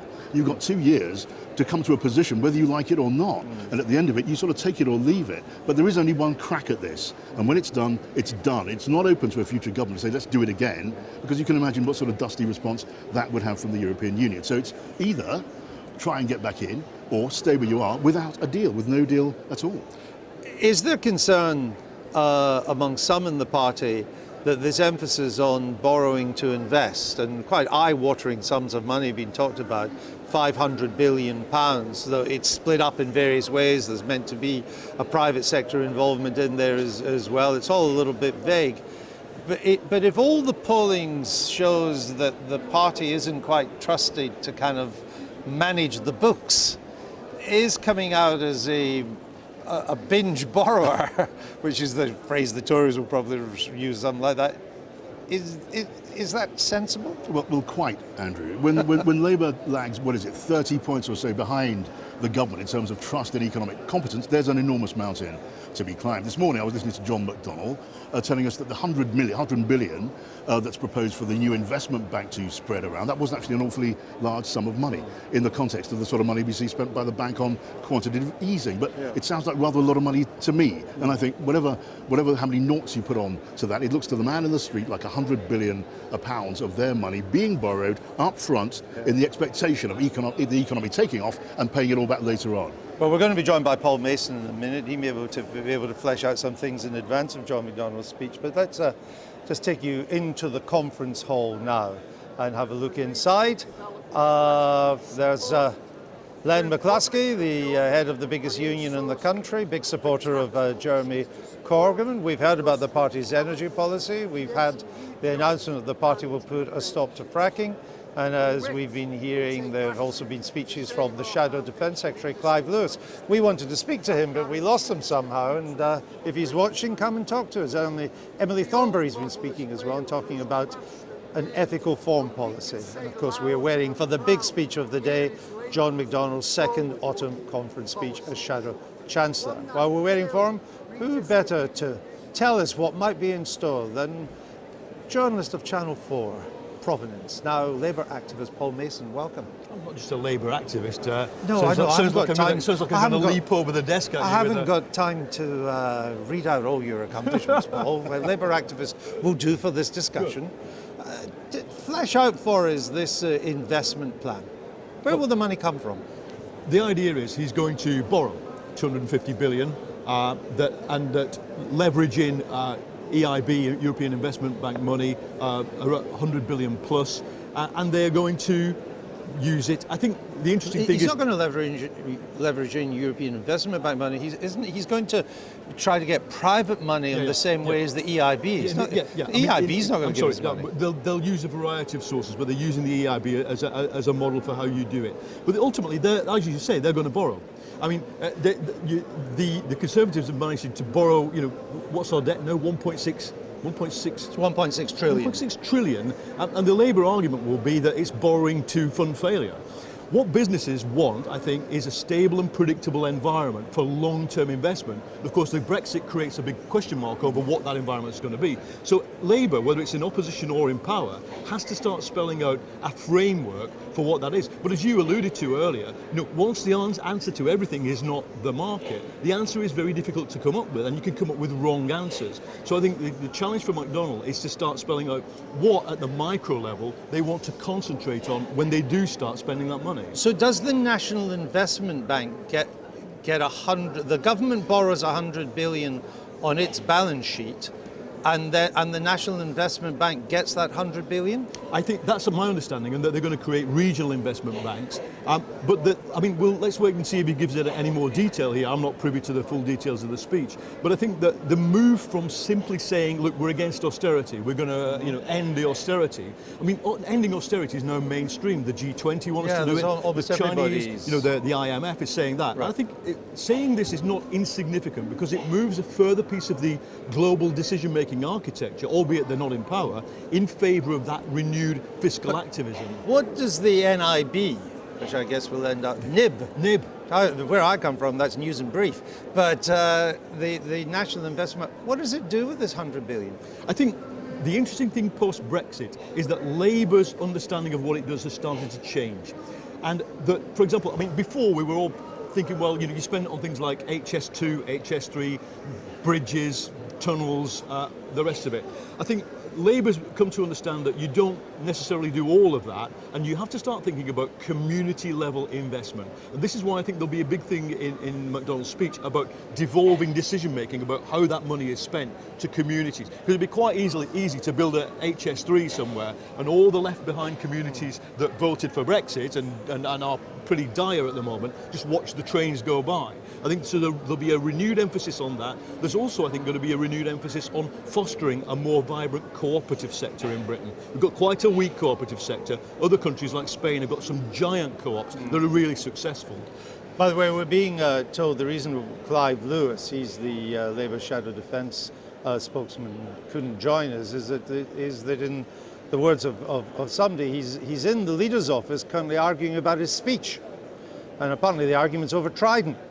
Who would have thought Labour would argue about Trident at a conference? Anyway, we'll bring you more. Of course, Lewis is on record as being pro-maintenance of the deterrent in a different form, which is not Trident but cruise missiles. I understand. So it's something to do with what was in his speech. Look, the Corbyn leadership is not a monolithic leadership. You look at Lewis, you look at Clive Lewis, you look at Emily Thornberry. Both of them have, a more nuanced position on defence. than him. Let me come back to our National Investment Bank. Will this bank be expected to make a return? I have no idea. I mean, one would expect that for the taxpayer, the return, of course, is measured by economic growth, increased tax receipts over 10 or 20 years. I think it's a policy decision. I think in the design of it, I think you would see that in the next phase. I mean, at the moment, I mean, it's been an idea that's been around for some time in Labour thinking, and he announced the basic idea over the summer while they were fighting the leadership thing. I think where he's saying, I think he will emphasise now, we need to move to the implementation process. Of course, in a democracy, I think we would say, let's have the Treasury model it. Let's see the Office for Budget Responsibility model it and help Labour develop the policy. They haven't got any of those resources because the government won't give them. And of course, Gordon Brown didn't give it to the Tories when he was in power either. But I think, there are big university departments we can get on board, think tanks that I think are forming and are ready to do that. So I think the next phase is the detail, but the idea is it's not a very heterodox idea in modern thinking that states have a national fund which they use to shape the infrastructure over 10 years. Where does it work? I think, Scandinavia. I think it works. I think it works in places where countries just basically take an activist approach to investment. Sometimes they actually don't even need the National Investment Bank because they've got such good banking sectors. Look at the German banking sector at the land level, the regional level, and the local level. They're able to mobilise capital and fund both private and public investment projects. But the German regional, the Landesbanks, I think they're down to 7 now. They don't do infrastructure investment. Well, they did at one point, but they ended up almost going bust because they put so much money into American subprime. Absolutely. So these were state-owned banks. Absolutely, and let's not follow them down that route. I think apropos of that, we'll see McDonnell again today emphasise how important it is that in supporting the city, and I think you see a very strong message from him today about supporting the city's passporting arrangement with the EU. In doing that, they're not going to give them a free pass to go down precisely the route that the German banks ended up with in 2008. But to come back to your question, look, the idea of regional investment banks funded by the state leveraging in private money it's not Marxism, let's put it that way. But the private money will only come in if there's a return. The private money will come in private money is not getting any return on anything, as you know, Andrew. Right now, long-term bond style investment is actually producing in some senses negative returns. No, I and as we do quantitative easing, as we do the unorthodox monetary policy, we can expect more and more of the world's assets to be yielding less. I think that we're in a low interest rate environment. Well, let's see what environment it is when Labour come to power. But I think the return for the long-term investor will not be the problem. The problem is the execution. The problem is not ending up like Harold Wilson, backing a bunch of dud projects and doing this in a smart way and learning from the best. But won't you pick winners? I think you have to pick winners, but that's what the National Enterprise Board tried to do, as well as bail out losers. But look, what Labour's been learning from and being schooled by is work of people like Mariana Mazzucato, who is this Sussex University very eminent. I know the work. And she influenced the Tories as well under David Willis. And I think what they're learning is you don't do it the Wilson way. You don't pick individual winners. You create an environment where you try and shape investment towards specific technologies, specific outcomes. So one of them, would be, of course, green technology. It's a big thing waiting to happen in Britain, to do a kind of local energy revolution along the German lines. Well, President Obama tried that. Would you like to tell us how that ended? What did he try? President Obama put a substantial amount of federal funding into green energy projects. Oh, maybe. Solyndra being the most famous one. It proves the point, Andrew. Well, shall we remind, it was $520 million. Where is that money today? It proves the point, Andrew. No, where is the money? I have no idea. It's all gone. It proves it's the all point. Lost. It proves the point that public investment strategies can go wrong. This is not, we're not going around a primrose path here. It's a very difficult thing to do, but we have to do it because we just don't want to leave community after community sitting with closed high streets, no transport links, no schools, underskilled, firms within 20 miles of here missing thousands of PhDs because they cannot turn people with education into the right skills. All the government has to do is to bridge those gaps. Yes, John. We're going to take some pictures from the hall, John, but you carry on talking. The example of Scandinavia, where you have long-term infrastructure investment. In those Scandinavian funds, they're backed by sovereign wealth funds. sovereign wealth funds. We Something haven't got any sovereign we wealth. do not have that in this country. We're talking about a sovereign great hole in the ground. But this is not relying a on- sovereign. You're not talking about a sovereign fund. Well, you can't but have a Scandinavia, sovereign- that's it's where hard the to infrastructure accumulate a investment is sovereign fund supposed. if you have 1.6 trillion debt. That has to be paid down first. But the Scandinavian, the Norwegian is the big sovereign fund. Yeah.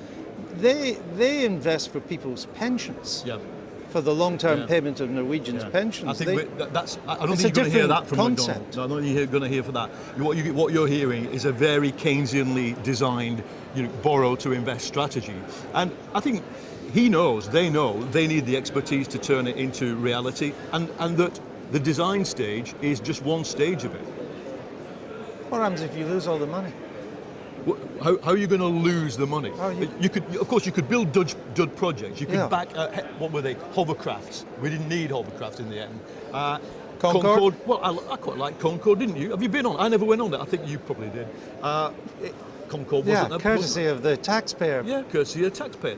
Well, yes, the same as that when we Never- educate. never made money. When we educate people from GCSE standard to PhD standard, and they go into the workforce, the taxpayer is then invested in their skills, and we, the people, get tax back from their wages, and we get the fact that we have more innovative businesses. That's an investment, isn't it? BBC's not against investing in skills and infrastructure, Of course not, is it? but you can see a straight return for investing in skills. If we had a more skilled country, if people had particularly the STEM skills were short of science, technology, absolutely. engineering, maths, there's a straight return, long-term return, but a straight return for the country in doing that. That's different from investing in a supersonic plane by the state that allows rich people to travel at high speeds courtesy of working class taxpayers. Well, I don't think we'll be building Concorde either.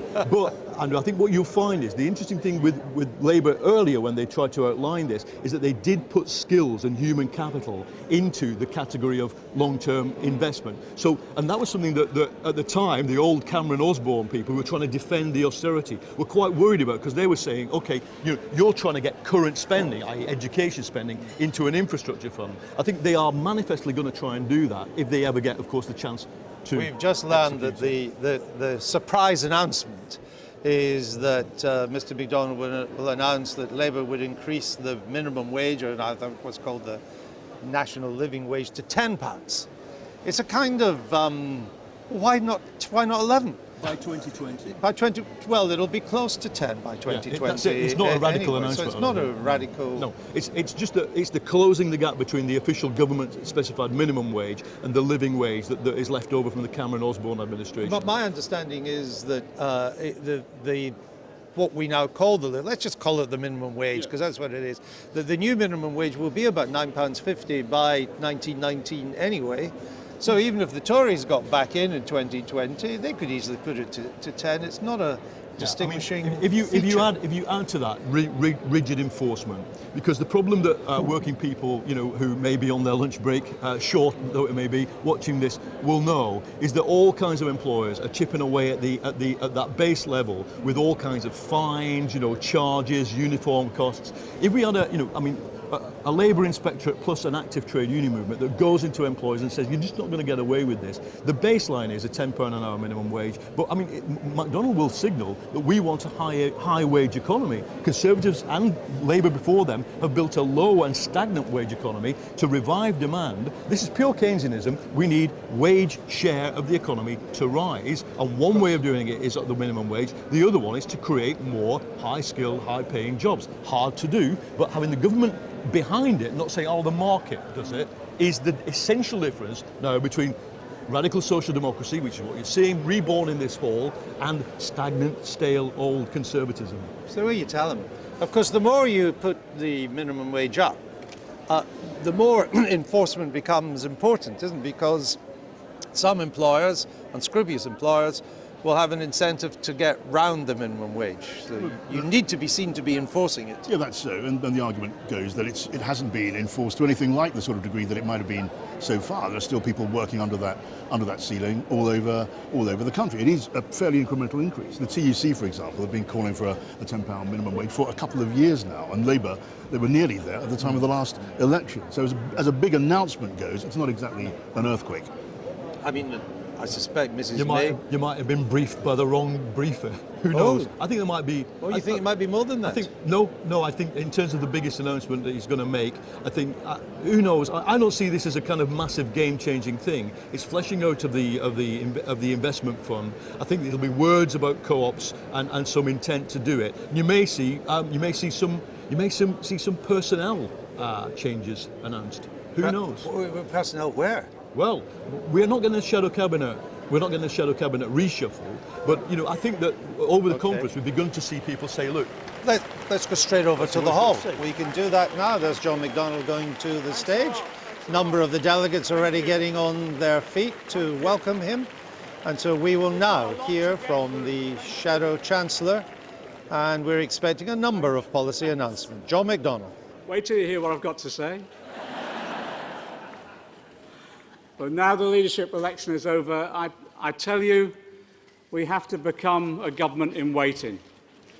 An election could come at any time. Theresa May has said that she'll not be calling an early election. But when could anyone trust the word of a Tory leader? We have to prepare ourselves not just to fight an election, but also for moving into government. So to do that successfully, we have to have the policies and the plans for implementation on the shelf in place for when we enter government, whenever that election comes. So everybody in the party, at every level and in every role, needs to appreciate the sense of urgency of this task. So in this speech, I want to address some of the key issues we'll face and how we'll face them. First, though, we need to appreciate the mess that the Tories are leaving behind when we go into government. 6 years ago, 6 years on from when they promised to eliminate the government's deficit in 5 years, they're nowhere near that goal. The national debt burden was supposed to be falling by last year, and it's still rising. In money terms, it now stands at £1.6 trillion. Our productivity has fallen far behind. Each hour worked in the US or Germany or France is 1/3 more productive than each hour worked here. Our economy is failing on productivity because the Tories are failing to deliver the investment it needs. And government investment is still planned to fall in every year remaining of this Parliament. And in the real world economy that our people live in, wages are still lower than they were before the global financial crisis in 2008. There are now at least 800,000 people on zero-hour contracts, unable to plan from 1 week to the next, and the number continues to rise. There's nearly 500,000 in bogus self-employment. 86% of the austerity cuts have fallen on women.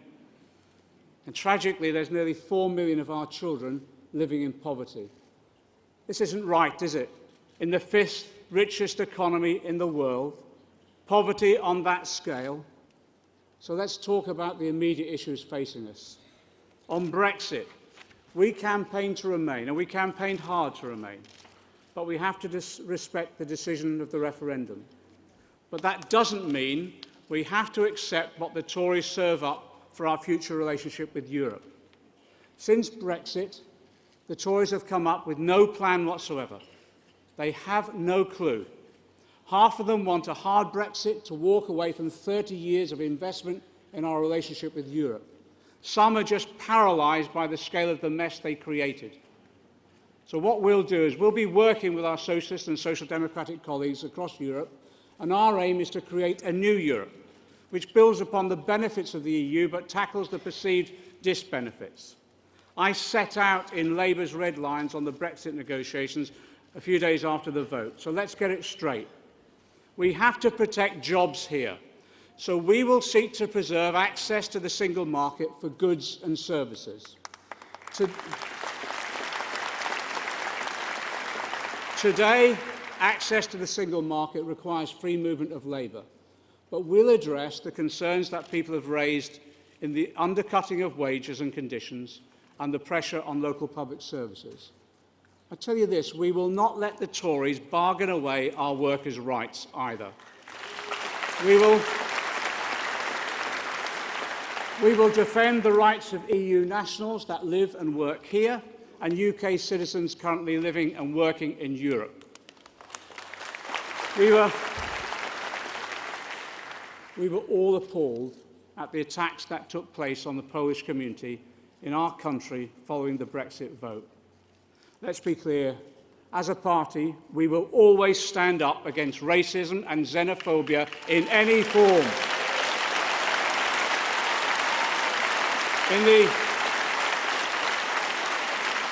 In the negotiations, we also want Britain to keep its stake in the European Investment Bank. At the centre of the negotiations is Britain's financial services industry. Our financial services have been placed under threat as a result of the vote to leave. Labour has said clearly we will support access to European markets for the financial sector, but our financial services must understand that 2008 must never happen again. We must never. The message is clear to them. We will not tolerate a return to the casino economy that contributed to that crash ever again. We will support financial services where they deliver a clear benefit for the whole community, not just enriching a lucky few. We'll work with the finance sector to develop this new deal with finance for the British people. We'll fight for the best possible Brexit deal for the British people. And there'll be no more support for TTIP or any other trade deal that promotes deregulation or privatisation here or across Europe.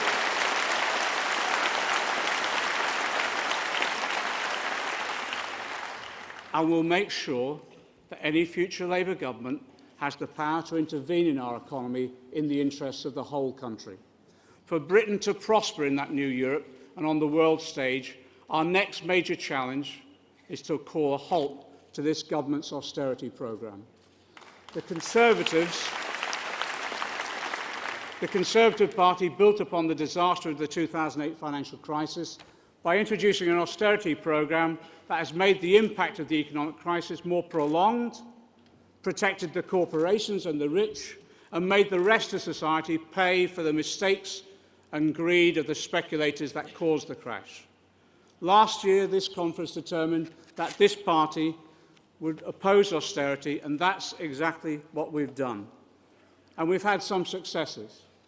We forced the reversal of tax credit cuts. We also fought and won to have the personal independence payments cut scrapped. Sometimes, in this movement, we don't thank people enough. So I want to thank Owen Smith for the work he's done working with Jeremy to defeat the Tories on this issue.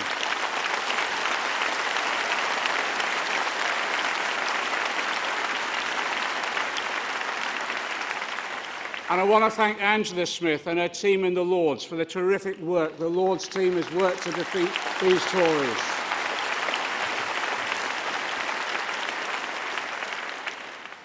I say that as someone who's campaigned to abolish them for 30 years. I'm having a rethink. These are tangible victories that are making a real difference to people's lives. I'll tell you, this is what we can achieve when we're united. When we're united. So when we go into government united, be clear, be absolutely clear, we will end this government's austerity programme that's damaged so many lives and so many communities. But the first step, yes, is opposing austerity. The second is creating the alternative. So exactly as our economic advisor, Nobel Prize winner Joe Stiglitz said, we have to rewrite the rules of our economy. We will rewrite the rules to the benefit of working people on taxes, on investment and how our economic institutions work. So on tax, we know we can't run the best public services in the world on a flagging economy with a tax system that does not tax fairly or effectively. I want to congratulate a group of people as well, and Jonathan Reynolds in particular, because the Christians on the left that he is a representative of came up with their slogan, the hashtag Patriots Pay Their Taxes. It's a great slogan. Patriots do pay their taxes.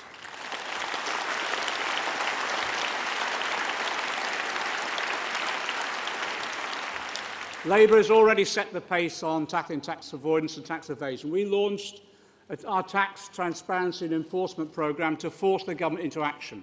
And again, I'd like to thank Rebecca Long-Bailey for leading the Labour charge in Parliament to hold the tax dodgers to account.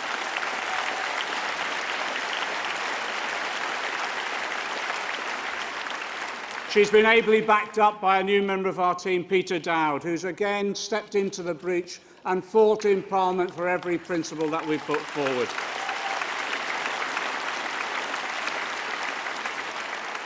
And I want to congratulate Caroline Flint, who forced an amendment to the Finance Bill to ensure country-by-country reporting is now back on the agenda.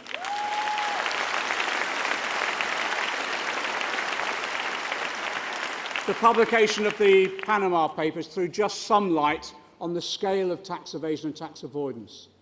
Some of the largest firms in the City of London are up to their necks in it. HSBC alone accounted for more than 2,300 shell companies established to help the super-rich duck their taxes. In government, we will end the scourge of tax avoidance. We will end it. We will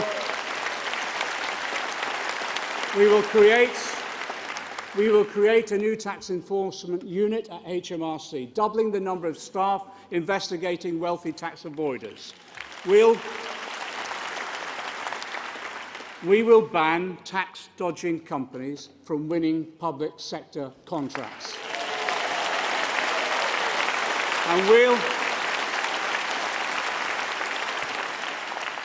And we'll ensure that all British Crown dependencies and overseas territories introduce a full public register of company owners and beneficiaries. We will throw light on where the tax dodgers are hiding their money. Our review of HMRC has also exposed the corporate capture of the tax system and how staff cutbacks are undermining our ability to collect the taxes we need. I want to thank PCS, the union, Professor Prem Seeker, John Christensen and their team for the expertise they provided us in drawing up this review. The next stage will be to develop the legislation and international agreements needed to close tax havens and end tax abuse. And I'll give you this assurance.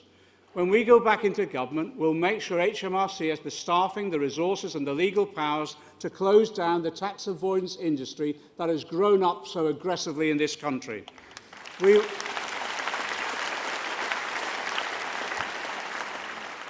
But we have to do more than stop tax avoidance. The burden of taxation as a whole now falls too heavily on those least able to pay. So let me make it clear, in this coming period, we will be developing the policies that will shift the tax burden more fairly away from those who earn wages and salaries and onto those who hold wealth.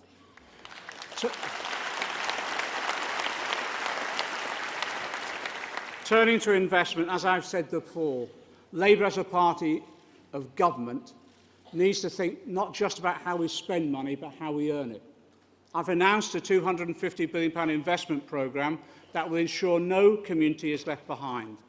This is the scale of investment that independent experts say will start to bring Britain's infrastructure into the 21st century. It means putting the investment in place that will transform our energy system, providing cheap, low-carbon electricity. It means ensuring that every part of the country has access to super-fast broadband matching the best in the world. It means delivering the transport improvements, including HS3 in the north of England, that will unlock the potential of the whole country.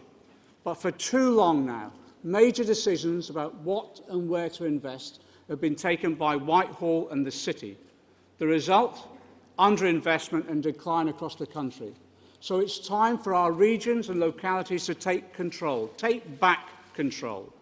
So we will create new institutions not run by the old elite circles. Our £250 billion National Investment Bank will supply the long-term patient investment needed to sustain a new, more productive economy.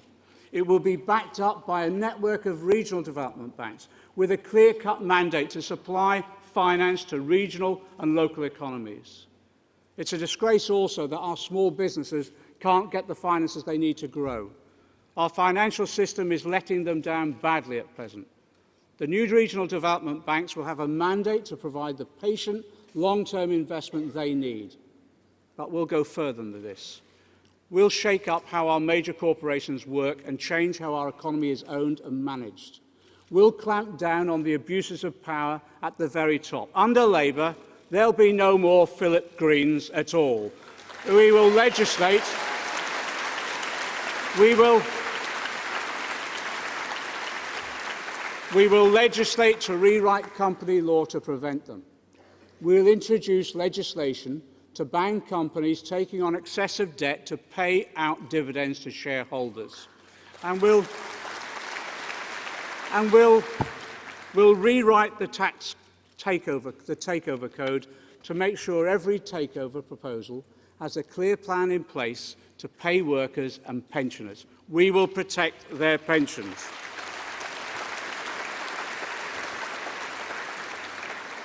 But we can do more to transform our economy for working people. Theresa May has spoken about worker representation on boards. Well, it's good to see her following our lead.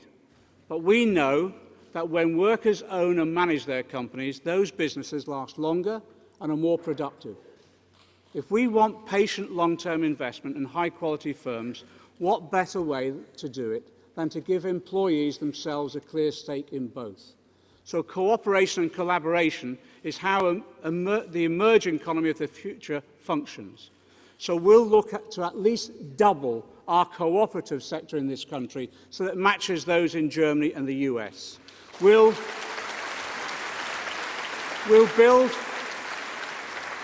build on the good example of Labour councils like Preston here in the North West, using public procurement to support cooperatives wherever they can. And yes, we'll help create 200 local energy companies and 1,000 energy cooperatives, giving power back to local communities and breaking the monopoly of the big six producers. We'll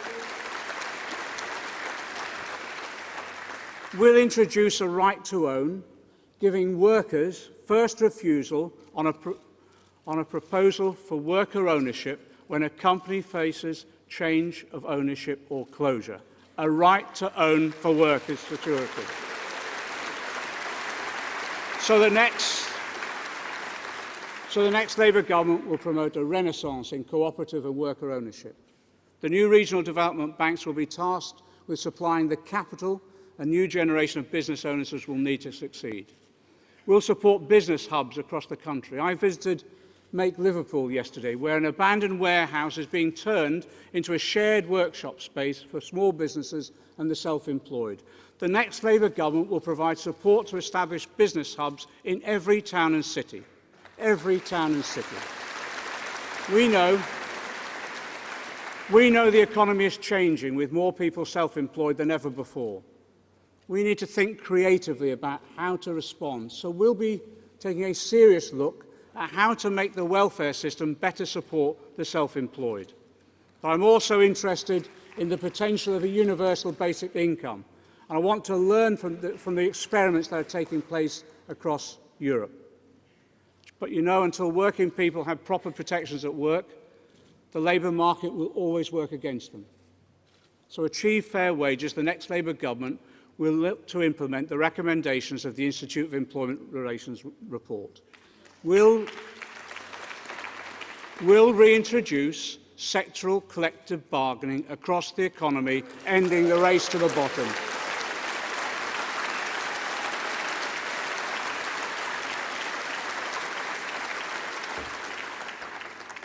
And I give you this commitment. In the first 100 days of our Labour government, we'll repeal the Trade Union Act.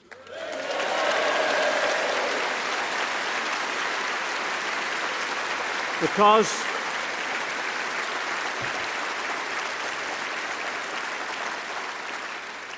what happens when trade unions are weakened? I'll tell you what happens. Over 200,000 workers in the UK are receiving less than the minimum wage set down in law. This is totally unacceptable. Under Labour, we will properly resource HMRC and the Gangmasters and Labour Abuse Authority to make sure there are no more national scandals like Mike Ashley of Sports Direct. And our vision for a high-wage economy with everyone receiving their fair dues does not end there. I've spoken before about building on the great achievements of previous Labour governments. Yes, and one of the greatest achievements of the government elected in 1997 was the establishment of a national minimum wage, lifting millions out of poverty, and I pay tribute to that government for doing it. But remember, the Tories opposed it, claiming it would cost millions of jobs. But, united in purpose, we won the argument. Under the next Labour government, everyone will earn enough to live on. When we win the next election, we will write into law a real living wage.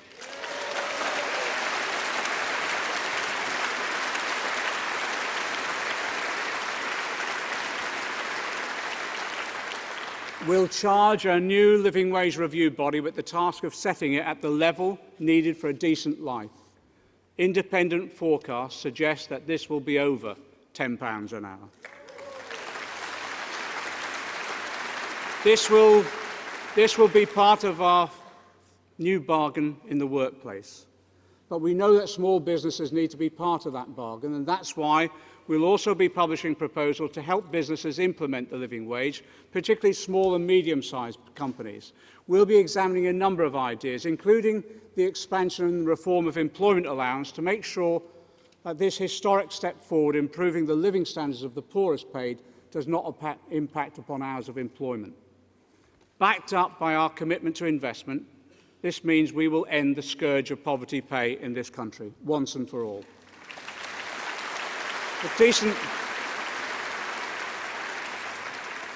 We've said this before, but decent pay is not just fundamentally right, it's actually good for business, it's good for employees, and it's good for Britain. But we need a new deal across the whole of our economy, because whatever we do in Britain, the old rules of the global economy are being rewritten for us. The winds of globalisation are blowing in a different direction now. They're blowing against the belief in the free market and in favour of intervention. Look at the steel crisis. With the world market flooded by cheap steel, major governments moved to protect their domestic steel industries. Ours did not, until we pushed them into it as a result of a community and trade union and Labour campaign. But they're so blinkered by their ideology that they can't see how the world is changing. Good business doesn't need no government. Good business needs good government.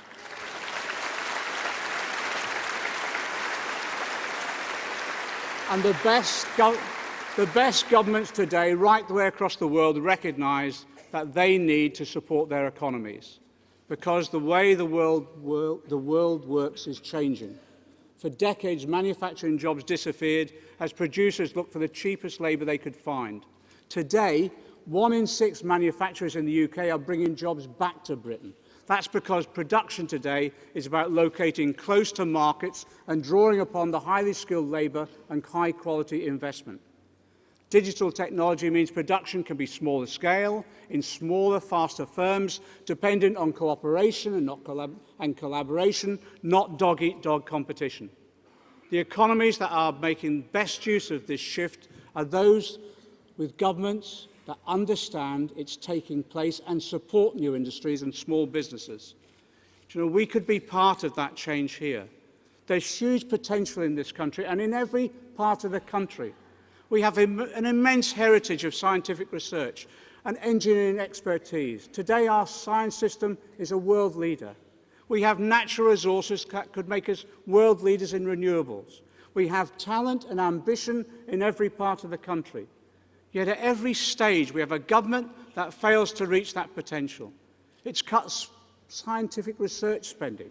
It's slashed subsidies to renewables, threatening tens of thousands of jobs. And it plans to cut essential public investment in transport, energy and housing across the whole country. Be certain, the next Labour government will be an interventionist government. We will not stand by like this one and see our key industries flounder and our future prosperity put at risk. Like Rebecca Long Bailey has said, when we return to government, will implement a comprehensive industrial strategy developed in partnership with trade unions and employers and the wider community. After Brexit, we want to see a renaissance in British manufacturing. And as we've committed ourselves, our government will create an entrepreneurial state that works with wealth creators, the workers and the entrepreneurs, to create the products and the markets that will secure our long-term prosperity. Let me just say this in conclusion on a personal note. I'm so pleased that this conference is being held in Liverpool. I was born in this city, not far from here. My dad was a Liverpool docker and my mum was a cleaner, and then worked for 30 years behind a BHS store counter. I was part of that 1960 generation. We lived in what sociological studies have described as some of the worst slum conditions that existed within this country. We just called it home. As a result of a Labour government, I remember the day when we celebrated moving into our council house. My brother and I had a bedroom on our own for the first time, a garden front and rear. Both of us were born in NHS hospitals. Both of us had a great free education. There was an atmosphere of eternal optimism. Our generation always thought that from here on there would always be a steady improvement in people's living standards. We expected the lives of each generation would improve upon the last. But successive Tories governments put an end to that. Under Jeremy's leadership, I believe that we can restore that optimism, people's faith in the future. So I say this, in the birthplace of John Lennon, it falls to us to inspire people to imagine again. Imagine the society.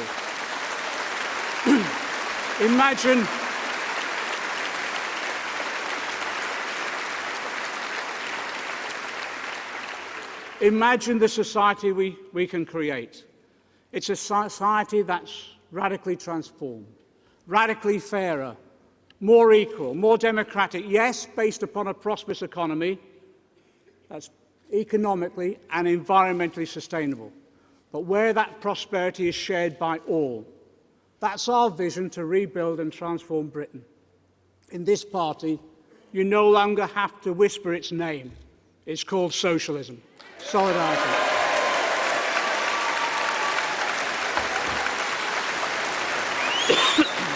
And John McDonnell finishes his speech to the Labour Party conference with the word solidarity, as he did last year as well, but before that saying socialism was no longer a word in the Labour Party that you had to apologise for. He finished by quoting John Lennon, and imagine in the city of Liverpool that was a natural thing to do.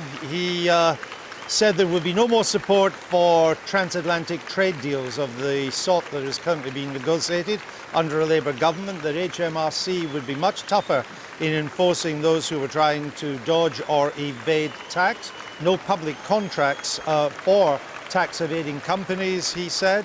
He re-announced his $250 billion investment programme from a national investment bank, backed up by a series of regional investment banks throughout the country.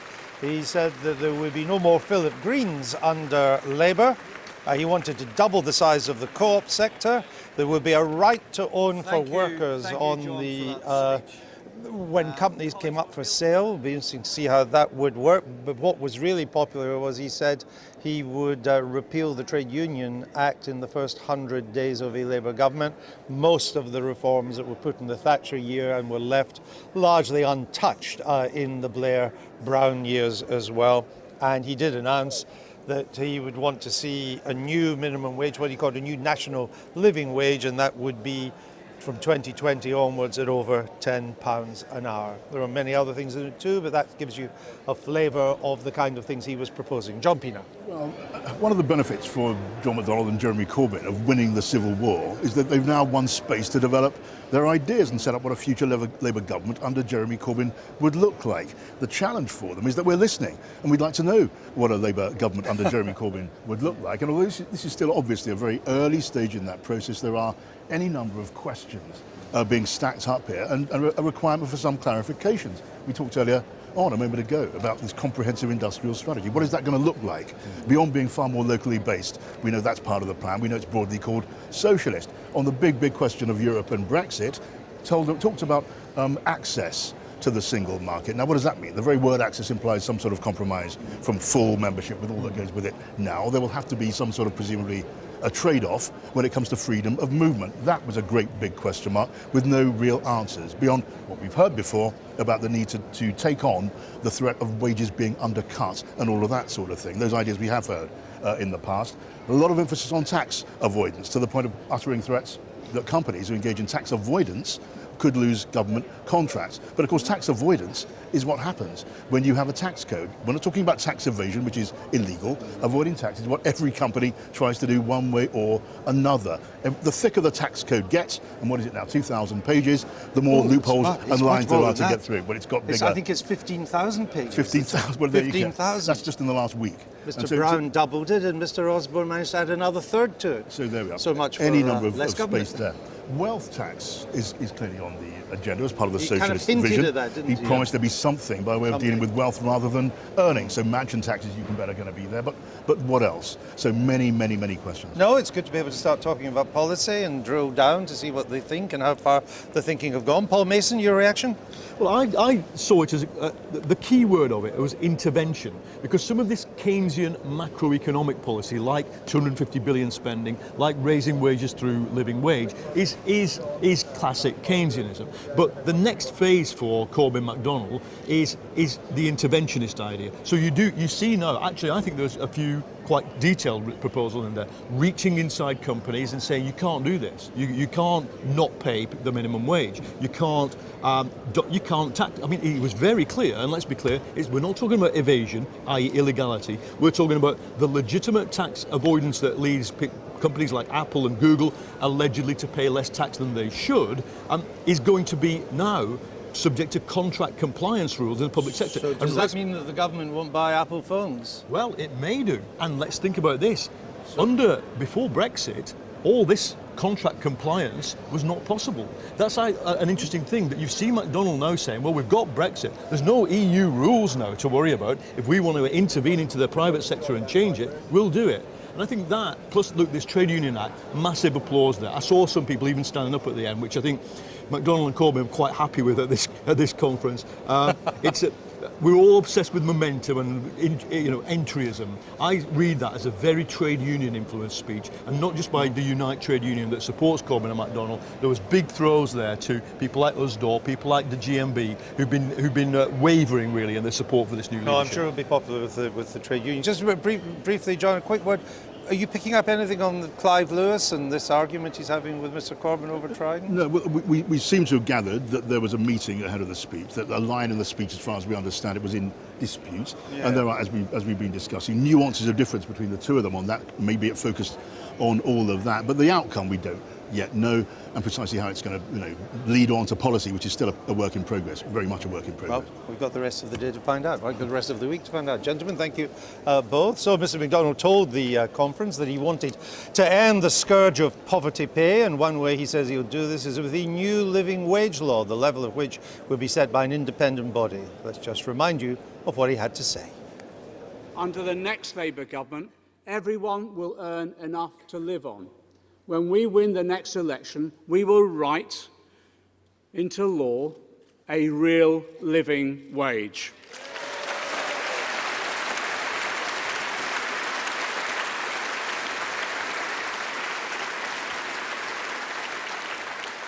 We'll charge a new living wage review body with the task of setting it at the level needed for a decent life. Independent forecasts suggest that this will be over £10 an hour. John McDonnell on the announcement that he'd managed to hold back and not leak in advance. And of course, we always like to know what that is. Now, we asked for an interview with Mr. McDonnell or one of his colleagues on Labour's economic team so that we could scrutinise the party's developing economic policy, but none of them was apparently available. But we are joined by the Shadow Foreign Office Minister, Catherine West, who has agreed to speak to us. Welcome to the programme. It's good to see you. He's going to invest £250 billion through investment banks, national and regional. Where will that money come from? Well, that money will be partly through the investment bank arrangements in the European Union, which of course is, we didn't want to leave the European Union for this very reason, that those facilities are available to us. But what we actually want to do is the European Investment Bank is going to give us this money? Well, it will assist as one of the tools which will bring together that funding. But, you know, in terms of the actual money that exists, the quantitative easing program, which the government's been using since 2008, there are financial mechanisms and ways of investment, and we know that in the autumn statement, Mr. Hammond will be looking at investment. So I guess it's the same question. Right. Let me just try and unpick this a little bit. Have you talked to the European Investment Bank to find out if they are going to contribute to this 250 billion? Well, we will approach them, but I think the... But you haven't? No, but what we can do is use the same mechanisms which Mr. Hammond will be using. But the he's going to be Investment Bank mechanism is to put public money in and then leverage it by getting more private money in. It doesn't give money to national investment banks. So you've not discussed this yet? Well, we'll be using the same tools which Mr. Hammond is going to use when he announces in his autumn statement on more homes that need to be built we'll and so deal on. with Mr. Hammond when we get to him and when I get a chance maybe to interview him too. Let's stick with what Mr. McDonnell announced today. You mentioned the Bank of England's quantitative easing, which is essentially the electronic printing of money. Yeah. Are you going to just print money to finance this 250 billion? No, I think the point is this, that what we had all hoped was back after 2008, that QE program would have an effect on the real economy, but instead it's led to the driving down of wages. Yes, our growth is around 1%, which is a good thing. Our growth's not 1%. Our growth at the moment is an average of 2.5%. That's right, but in terms no, of... not 1%. No, but in terms of wages in people's pockets, for example... But wages are growing by 2.3%. Well, they're not in the public sector where they've had a 1% pay freeze. No, but overall wages time. are growing by 2.3%. Yep. Well, in certain sectors, wages are flatter than they've ever been. But I'm not quite clear. Are you simply going to print money? Are you going to just monetize this? No, we'll be using the same billion? mechanisms which Mr. Hammond is going to announce when he announces his infrastructure spend on the 23rd of November this year. Okay. What will you do with that money? Well, the number one priority is building more homes. We have a desperate shortage of affordable homes. The second one is transport priorities. Many of our regions are crying out for real basics like a bus so that they can go to work in the morning, things which are desperately needed. So this money would not be expected to earn a return?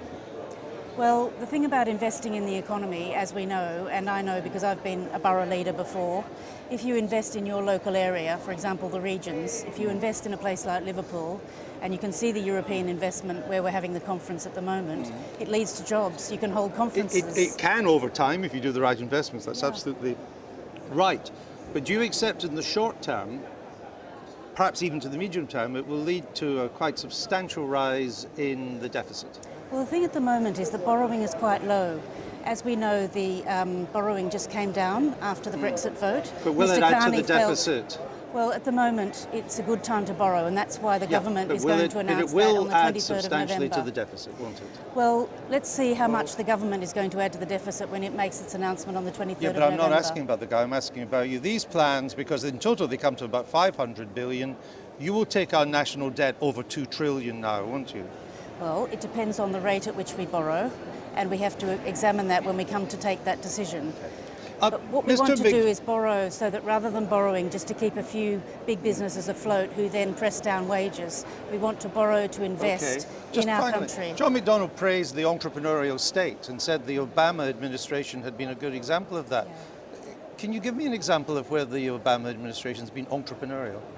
Well, I think increasingly across all globalised economies, what we're seeing is a lot of people working from home, creating their own businesses and so on. What's been entrepreneurial about Mr. Obama?